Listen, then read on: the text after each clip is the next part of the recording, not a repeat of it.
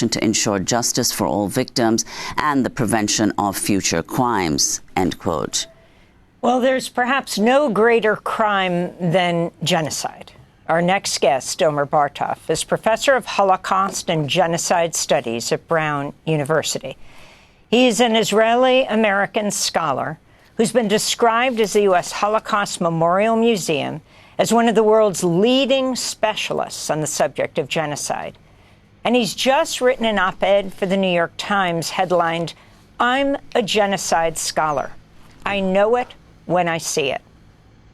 Professor Bartov joins us from Cambridge, Massachusetts. Well, why don't you, Professor Bartov, and thanks for joining us again, lay out your case? Well, thanks for having me again. The case that I made in the article and that I've been making for a while is that at the beginning, immediately after October 7th, the Hamas attack on October 7th, Israeli political and military leaders made a series of pronouncements which could be interpreted as calling for genocide. But there was still at that point, there was no evidence that this was being implemented. Over time, and I would say by May of 2024, it became apparent that these statements were not only made in the heat of the moment following the massacre by Hamas, but were actually being implemented in a manner that would make it impossible for people to live in Gaza, make the entire Gaza Strip uninhabitable and make life there impossible, as well as destroy all the institutions that would be there for that group to reconstitute itself as a social, cultural, political group once the violence was over. Of course, it's not over yet. I started thinking that in May, in August that year, I wrote an article that explained that. But the violence has only continued, and the attempt, as you just reported, to destroy Gaza entirely has continued since. And it is now clear that Israel is trying to concentrate the population of Gaza in the southernmost parts of the Strip, to enclose them, and to enforce eventually either that they would just die out there or that they would be removed from the Gaza Strip altogether. And, I mean, obviously, the points that you've made, Professor Omer Bartov, makes it completely indisputable, the argument that you make in the piece, indeed, that there is a genocide ongoing and that is the long-term plan of Israel. You point out in the piece, though, that genocide scholars are often hesitant about applying the term genocide to contemporary events, in part because, as you write, quote, it often serves more to express outrage than to identify a particular crime. Of course, there are people who believe that that's the case even today with respect to Gaza. If you could respond to that. Correct. So this is one reason that I did not come out right after October 7th and say, well, Israel is about to commit genocide, because despite those statements, one had to observe and see what was actually happening on the ground. And yes, it is true that the term genocide has been used more as an expression of outrage when seeing massacres, mass killings, but that does not necessarily mean that what you're watching is genocide. Genocide is well defined in a UN convention from 1948, and under international law, only events that conform to that definition can be seen as genocide. And that means that you have to show both that there is an intent to destroy a particular group in whole or in part as such, and that intent is being implemented. And that obviously and unfortunately takes time to adjudicate. I think that the term, while problematic, is very important because it does identify a very particular crime. It talks about the attempt to destroy not simply people in large numbers, but to destroy them as members of a group. The intent is to destroy the group itself. And it doesn't mean that you have to kill everyone. It means that the group will be destroyed and that it will not be able to reconstitute itself as a group. And to my mind, this is precisely what Israel is trying to do, and many of its spokespersons to this day keep reiterating that, to the extent that it's somewhat bizarre that so much of the rest of the world is not taking them seriously. Professor Bartov, could you also talk about, you are an Israeli-American scholar and are in touch with people in Israel. How do you see perceptions of Israel's ongoing assault on Gaza changing within Israel? And where are people getting their information there? There's been talk of basically self-censorship of the mainstream media. But of course, so many of these images and information are circulating not in the mainstream press, but on social media. So look, I should say first, I was born and raised in Israel. I spent the first half of my life in Israel. I served in the Israeli military. And for me to see what is happening is personally, not only just as a mere human being, but also as an Israeli, heartbreaking. What I see in the Israeli public is an extraordinary indifference by large parts of the public to what Israel is doing and what is done in the name of Israeli citizens in Gaza. In part, it has to do with the fact that the Israeli media has decided not to report on the horrors that the IDF is perpetrating in Gaza. You simply will not see it on Israeli television. If some pictures happen to come in, they are presented only as material that might be used by foreign propaganda against Israel. Now, Israeli citizens can, of course, use other media resources. We can all do that, but most of them prefer not to. And I would say that while about 30% of the population in Israel is completely in favor of what is happening, and in fact is egging the government and the army on, I think the vast majority of the population simply does not want to know about it.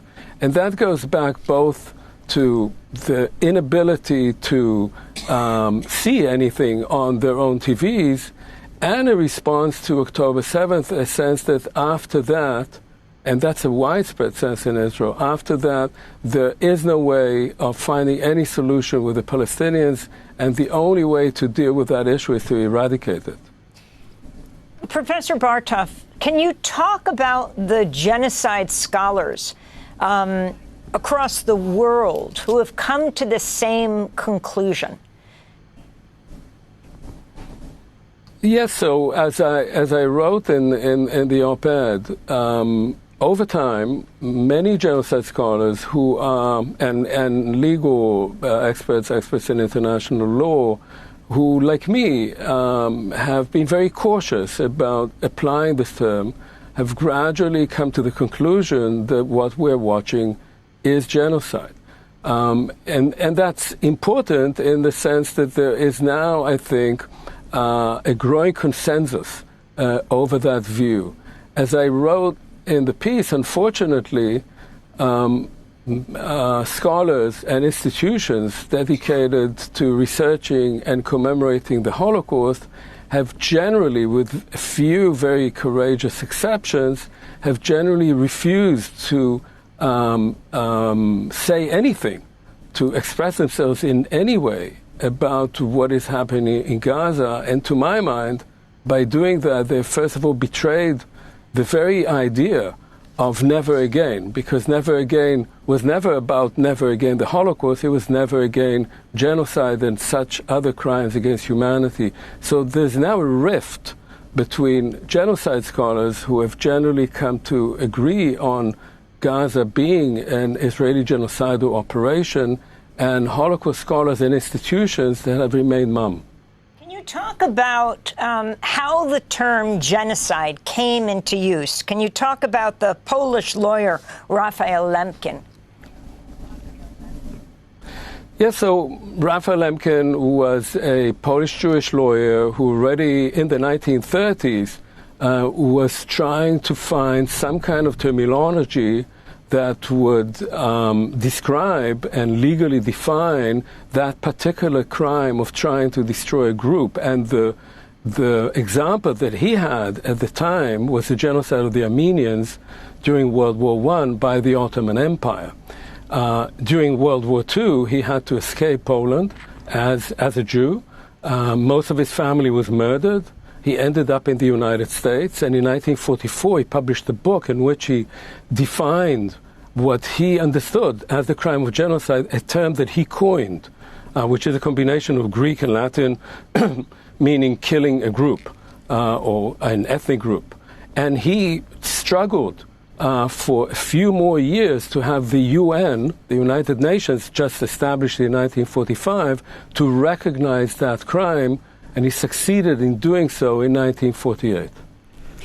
Professor Bartov, I want to ask you about a question, indeed, that you ask in your piece, which is, quote, how will Israel's future be affected by the inevitable demolition of its incontestable morality derived from its birth in the ashes of the Holocaust? Well, what's the answer to that question? Look, I mean, this is beside the horrific killing of human beings in Gaza, and I should just say, because you mentioned the distribution points of food, that between late May, when this so-called humanitarian group started distributing food, and today more Palestinian civilians are being killed at these distribution groups than Israeli civilians were killed in the Hamas attack. Now, what does all this mean for Israel? As I suggested in the piece, first of all, I think Israel will no longer be able to draw on the credit, if you like, of having been the state that was created after the Holocaust as an answer to the Holocaust. It will no longer be able to say we can do whatever we like because we were a nation subjected to genocide. You cannot continue to use this argument following the mass killing of another group. I hope, and I write that too, I hope that future generations of Israelis who will not be clean of that stain will remain, but will at least be liberated from this shadow of the Holocaust, and will start to look at reality as it is and start to think of how can they reconstitute their own nation, not as a response to the genocide against the Jews, as a response to the Holocaust, but rather as a nation that knows how to share this land where 7 million Jews and 7 million Palestinians live side by side between the Jordan and the sea, to share it with them with equality and dignity, and not with the use of bombs and violence. Can you talk about this plan to build a so-called humanitarian city? The Defense Minister Israel Katz has proposed this idea on the rubble of Rafah. And the opposition of two former prime ministers, you have Ehud Olmert, you have Yair Lapid. They're saying if there is no exit, this is a concentration camp. The significance of these men saying this? Well, I think it's very important that Lapid, who has been sort of on all parts of this debate, said something, and that Olmert spoke out, although Olmert no longer has any political power in Israel. The plan itself, again, using the typical euphemisms that are used by organizations and states that carry out such crimes, calling that a humanitarian city, which would be a vast concentration camp, sort of combination of ghetto and concentration camp, that would be built, as he said, on the ruins of Rafah. Rafah has been completely destroyed. There's nothing there. Build a tent city on top of it, bring in initially 600,000 people who would be brought back from the Mawasi area, from the beach area to which they were displaced when the IDF went in to destroy Rafah, and close them there. The plan does not say that Israel would supply them with any humanitarian assistance in the camp, but some other international organizations yet to be determined, but they would not be able to leave unless they leave the Gaza Strip altogether. So this is, and in continuation to that, the rest of the population is supposed to then join this camp with the goal of removing them. So this is extraordinary that the state of Israel publicly is speaking about the creation of a vast concentration camp whose goal is removal of the population to countries that have unanimously said they are not going to take them in. Well, Professor Bartov, I want to ask about the U.S.'s position on this. Of course, their continuing support for Israel, which has enabled the assault to continue. I want to go back to the former President Biden, his administration, the State Department spokesperson at the time, Matt Miller, who admitted earlier this year in May that he believes Israel committed war crimes in Gaza. This reversal came after more than a year as the face of the Biden administration's foreign policy, repeatedly defending Israel against allegations of war crimes and genocide. This was Miller speaking earlier last year. We have been very clear that we want to see Israel do everything it can to minimize civilian casualties. We have made clear that they need to do that they need to operate at all times in full compliance with international humanitarian law. At the same time, we are committed to Israel's right to self-defense. But during an interview with Sky News last month in June, Matt Miller says he believes Israel has committed war crimes in Gaza and that Israeli soldiers are not being held accountable. I don't think it's a genocide, but I think I think it is without a doubt true that Israel has committed war crimes. You wouldn't have said that at the podium. Yeah, look, because when you're at the podium, you're not expressing your personal opinion. You're expressing the conclusions of the United States government. So, Professor Bartov, your response to that and also your perception of how the Trump administration has both broken with and continued Biden's policies on Gaza. Well, you know, in November 2023, I published an op-ed in the New York Times in which I said that war crimes and crimes against humanity were clearly happening in Gaza, and that if this continued, it would become a genocidal operation. I was hoping at the time that someone in the administration would actually pay attention, because the United States in November or December 2023 could have stopped all of this. It was not very difficult to do. Israel cannot act as it has without constant supply of arms from the United States and Germany. These are the two major suppliers. The U.S. supplies between 70 and 80% of all munitions to Israel, and without diplomatic cover. Israel has a diplomatic Iron Dome created by the U.S. veto in the Security Council. That did not happen. And of course, the evidence was there. And so, first of all, one has to say that the Biden administration is complicit in what happened in Gaza. Secondly, when Trump came in, curiously, the first thing that happened the day before he came into office was that he forced a ceasefire on Israel. And that ceasefire in January this year made it possible to exchange Palestinian prisoners for a large number of hostages, but not all of them. The plan was to complete that exchange and to stop the fighting. But in March, Israel unilaterally broke that ceasefire without any interference from the United States, and since then has continued. And what is particularly galling is the fact that when Trump floated his plan, if you recall that the population of Gaza would be removed and then Gaza would be made into a beautiful resort area, he later on didn't really repeat that. But in Israel, that was seen as license to do exactly what is being done now. That is, using hundreds of bulldozers, engineers, explosives to systematically destroy every building in Gaza so that nobody would be able to live in that area, and then, well, maybe turn it into a resort area, or more likely be an area for Jewish settlers.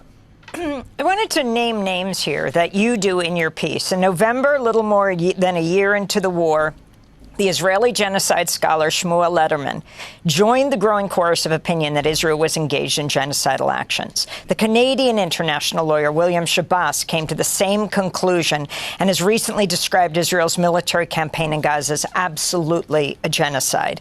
Other genocide experts like Melanie O'Brien, president of the International Association of Genocide Scholars, and the British specialist Martin Shaw, who's also said Hamas attack was genocidal, have reached the same conclusions, while the Australian scholar A. Dirk Moses and City University of New York described these events in the Dutch publication NRC as a mix of genocidal and military logic.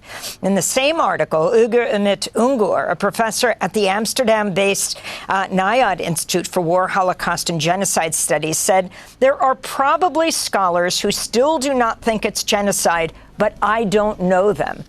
Professor Bartov, as we begin to wrap up, can you talk about this consensus and whether Holocaust museums, which often address a number of Holocausts, will be taking on what Israel has done in Gaza?